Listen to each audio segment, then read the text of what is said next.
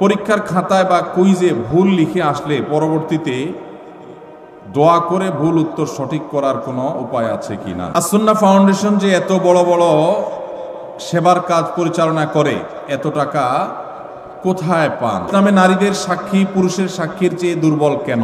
অর্থাৎ দুইজন মহিলার সাক্ষী একজন পুরুষের সাক্ষীর সমপর্যায়ের কেন? কি ধরনের গুনাহে লিপ্ত হলে আল্লাহ ওই ব্যক্তির দিকে মুখ ফিরিয়ে নেন, ওই ব্যক্তির দিক থেকে মুখ ফিরিয়ে নেন? নিচে ইফতার করার পর যদি বিমান আকাশে উড়ে এবং উপরে উঠার পর সূর্য দেখা যায়, তাহলে সেই রোজা কি পুনরায় রাখতে হবে?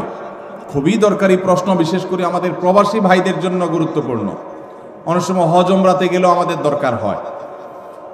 এটা ঠিক যে নিচে যখন আমরা সূর্য ডুবে গেছে দেখি, অনেক সময় অনেক উপরে উঠলে দেখা যায় সূর্য তখনও ডুবে নেই। উপর থেকে সূর্য দেখা যায় যে একটু পরে ডুবছে। এখন কেউ বিমানে বসছে, বিমান ছেড়ে দিবে, রানওয়েতে আছে, এদিকে ইফতারের টাইম হয়ে গেছে, সূর্য ডুবে গেছে, মাগরিবের ওয়াক্ত হয়ে গেছে, আজান হয়ে গেছে। তিনি খেজুর পানি খেয়ে বিসমিল্লাহ পড়ে রোজা ভেঙে ফেলেছেন। বিমান রানওয়ে দিয়ে আস্তে করে আপনার ফ্লাই করেছে। এই বিমান উড্ডয়নের পর উপরে যাওয়ার পর দেখা যাচ্ছে আরে সূর্য দেখা যাচ্ছে, নিচে কিন্তু সূর্য ডুবে গেছে। এখন সেই রোজা আবার রাখতে হবে কিনা? খেয়ে তো ফেলছে আগেই। উত্তর হলো এই রোজা আর রাখা লাগবে না, কারণ তিনি রোজা পরিপূর্ণ করে ফেলেছেন। একজন মানুষ রোজা পরিপূর্ণ করার পর যদি কোথাও যান, যে দেখেন যে না সেখানে রোজা চলছে, তাহলে তার আগের রোজা যে বাতিল হয়ে গেছে তা কিন্তু না, সে রোজা তার রাখতে হবে না, আর সে রোজা তার আদায় হয়ে যাবে ইনশাআল্লাহ। কারণ তিনি যখন যেখানে আছেন সেখানকার সূর্য ডুবা দেখে তিনি আমল করবেন। সূর্য ডুবে গেছে, অতএব তিনি ইফতার করে ফেলেছেন, তার রোজা হয়ে যাবে ইনশাআল্লাহ। এরপরে প্রশ্ন হলো, পরীক্ষার খাতায় বা কুইজে ভুল লিখে আসলে পরবর্তীতে দোয়া করে ভুল উত্তর সঠিক করার কোনো উপায় আছে কিনা? লা হাওলা ওয়ালা কুওয়াতা। এটা কি প্রশ্ন না তামাশা? হ্যাঁ, একবার আমার নামও লিখে দিয়েছি শেষে দিয়ে সুন্দর করে। ভাই, এই প্রশ্ন আমার ফাঁকিবাজ ছাত্র ভাইয়ের প্রশ্ন। আপনাদেরকে একটা মার্কা দেই, মার্কা একটা আলামত দেই, ফাঁকিবাজ ছাত্র বোঝার একটা আলামত।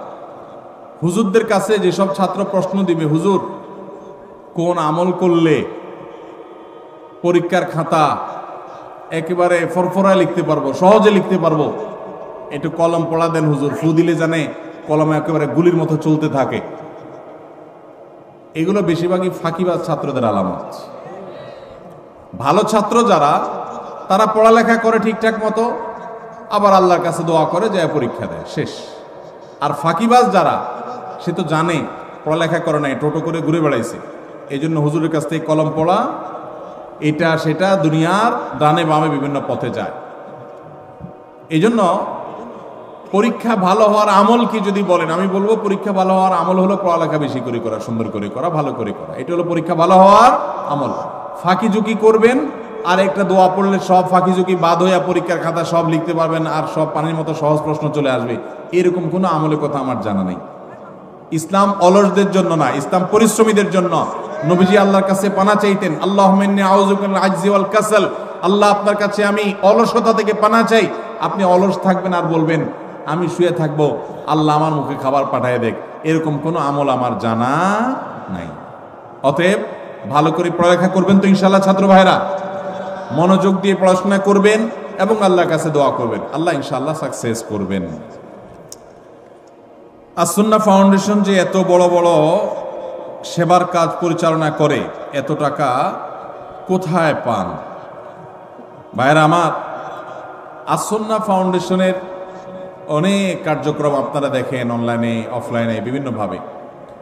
মূলত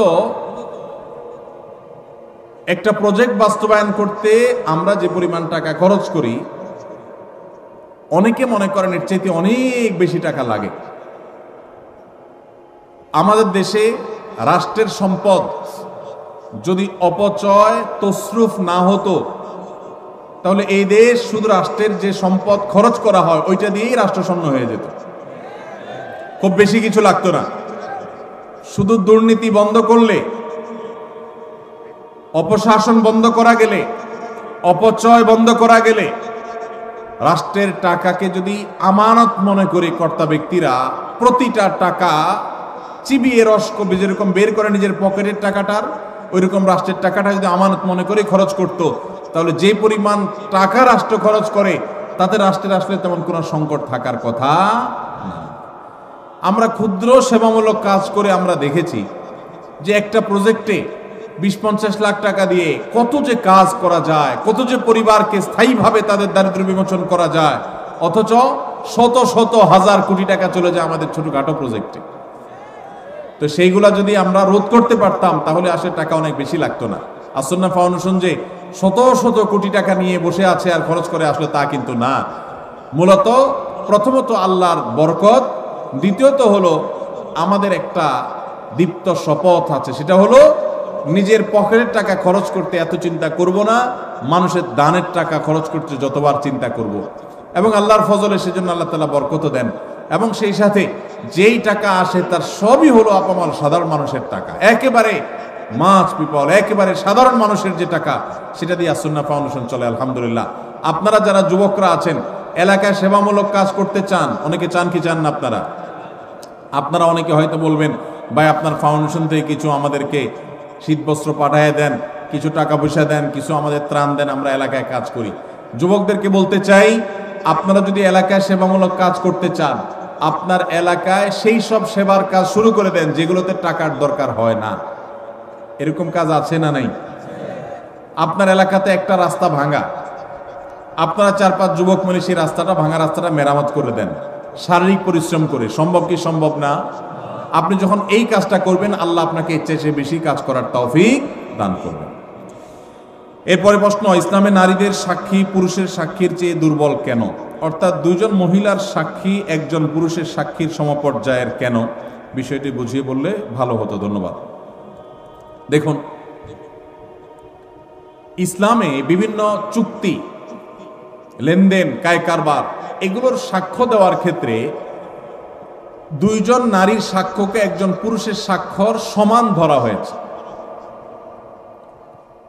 এখন সঙ্গত কারণেই প্রশ্ন আসলো যে পুরুষ একজন সাক্ষ্য দিলে যেই কোনো লেনদেনে, যে কোনো কাজ কারবারে সেটা একজনের সাক্ষ্য হিসেবে বিবেচিত হবে, কিন্তু মহিলা যখন সাক্ষ্য দিবে তখন দুইজনেরটা একজন পুরুষের সমান কেন হবে?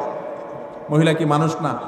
কত মহিলা আছে পুরুষের চাইতে আমলের দিক থেকে আরো ভালো, আছে না নাই? অনেক পুরুষ আছেন যিনি পুরুষের চাইতে বেশি আল্লাহর প্রিয় বান্দা। তাহলে সেক্ষেত্রে সাক্ষ্য দেওয়ার ক্ষেত্রে নারীর অর্ধেক কেন? এর উত্তর হলো, ইমাম মুহাম্মদ রহমতুল্লাহ আলাই, ইমাম আজম আবু হানিফা রহমতুল্লাহ আলাইহির একজন ছাত্র, ইসলামের ইতিহাসের একজন বড় ইমাম, ইমাম মুহাম্মদ রহমতুল্লাহ আলাই, তিনি বলেছেন, যেহেতু সচরাচর চুক্তি, কাজ কারবার, বাহিরের লেনদেন, এগুলোতে নারীরা উপস্থিত থাকে না, সচরাচর মেয়েদের উপস্থিতি সেসব জায়গায় থাকে না। একটা চুক্তি হচ্ছে, একটা লিখিত হচ্ছে, সেখানে মহিলাদের উপস্থিতি সাধারণত কম থাকে, পুরুষরাই থাকে। যেহেতু তাদের উপস্থিতিটা সচরাচর থাকে না, অতএব তাদের কেউ যদি সাক্ষ্য দেয় তাহলে ব্যাপারটা একটু স্ট্রং করার দরকার আছে, কারণ তার তো থাকার কথা না, কিভাবে সাক্ষ্য দিল? সেজন্য এটাকে স্ট্রং করবার জন্য আরেকজন নারীর সাক্ষ্য যখন দেয় তখন সেই স্ট্রংনেসটা চলে আসে। শুধুমাত্র ওই সাক্ষ্যটার মধ্যে স্ট্রংনেস আনার জন্য দুইজনকে সেখানে একজন পুরুষের সমান ধরা হয়েছে। এখানে কোনো মর্যাদার তারতম্য বোঝাবার জন্য নয়, যে নারী তো বাহিরে সাধারণত থাকে না, যদি সাক্ষ্য দেয় তাহলে সেক্ষেত্রে মানুষের মনের মধ্যে এই সংশয় আসতে পারে, নারী কোত্থেকে আসলো এখানে। এই সংশয় দূর করবার জন্য আরেকজন নারী যখন সাক্ষ্য দেয় তখন আর সংশয় করবার কোনো সুযোগ থাকে না। তাহলে এখানে মর্যাদার কোনো পার্থক্যের জন্য এটি করা হয়নি, এটা আমি মুহাম্মদ রহমতুল্লাহ বলেছেন। আর অনেক ইমামগণ অনেক ব্যাখ্যা দিয়েছেন। কি কি ধরনের গুনাহে লিপ্ত হলে আল্লাহ ওই ব্যক্তির দিকে মুখ ফিরিয়ে নেন, ওই ব্যক্তির দিক থেকে মুখ ফিরিয়ে নেন? ভাইরা আমার, নবী করিম সাল্লাল্লাহু আলাইহি ওয়াসাল্লাম একটি প্রসিদ্ধ হাদিস আছে, তিনি বলেছেন, সালাসাতুন লা ইয়াকাল্লিমুহুমুল্লাহু ওয়া লা ইউযাক্কিহিম ওয়া লা ইয়ানজুরু ইলাইহিম ওয়া লাহুম আযাবুন আলীম। 3 শ্রেণী মানুষ আছে, তাদের জন্য 4টা শাস্তি হবে। কয়টা শাস্তি হবে? 4টা। কয় শ্রেণী মানুষের জন্য? 3 শ্রেণী মানুষের জন্য। নাম্বার 1, শাইখুন জানিন, যে ব্যক্তি বয়স্ক হয়ে ব্যভিচারে লিপ্ত হয়েছে, এই ব্যক্তির সাথে আল্লাহ কিয়ামতের দিন কথা বলবেন না, আল্লাহ তাকে পবিত্র করবেন না, তার দিকে চেয়ে তাকাবেন না, এবং তাকে কঠোর শাস্তি দিবেন যে সে প্রাপ্তবয়স্ক, বিবাহিত, বৃদ্ধ, এরপরও সে জিনায় কেন লিপ্ত হলো। নাম্বার 2, ওয়ামালিকুন কাযযাব, যেই রাজা, যেই শাসক প্রজাদের সাথে মিথ্যা কথা বলে, প্রতারণা করে, ডাহা ডাহা মিথ্যা কথা বলে, এরকম বাদশা, এরকম রাজা, এরকম শাসক, তাদেরকে নবী সাল্লাল্লাহু আলাইহি ওয়াসাল্লাম বলেছেন কিয়ামতের দিন আল্লাহ তাদের সাথে কথা বলবেন না, তাদের গুনাহগুলোকে মাফ করবেন না, পবিত্র করবেন না, এবং আল্লাহ তাদের দিকে তাকাবেন না, চেয়ে দেখবেন না, এবং তাদের জন্য কঠোর শাস্তি রয়েছে। আর 3 নম্বর হলো ওয়াইলুন মুস্তাকবির, যেই গরিব পরিবার, মানুষটা গরিব আবার অহংকার করে, তো এই ব্যক্তিকেও আল্লাহ রাব্বুল আলামিন কিয়ামতের ময়দানে এই শাস্তিগুলো দিবেন।